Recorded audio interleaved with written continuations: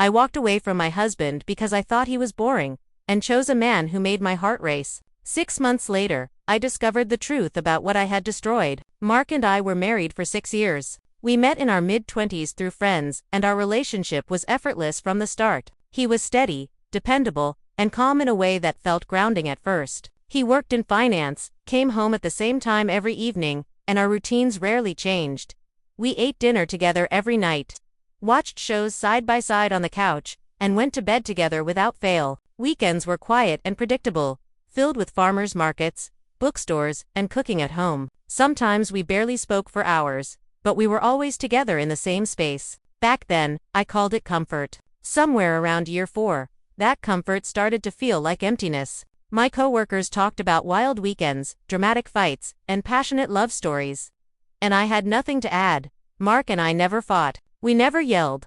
Everything stayed calm, always. I slowly convinced myself that calm meant indifference, that his steadiness meant a lack of desire for me. I wanted intensity, fireworks, proof that someone would lose control over me. That's when I met Tyler at a conference. He was loud, impulsive, and unpredictable. Everything Mark wasn't. My pulse jumped when his name appeared on my phone, and I began measuring my marriage against that feeling.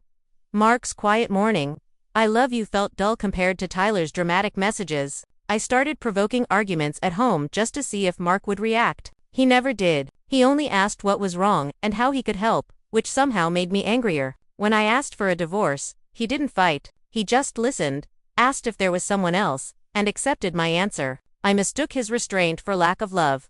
I moved in with Tyler almost immediately. At first, it felt electric. Late nights, heated arguments, dramatic reconciliations. I felt alive. Then the chaos became exhausting. His unpredictability meant broken promises. His passion turned into screaming matches that left me hollow. I started missing quiet dinners and the peace of being with someone who was simply present.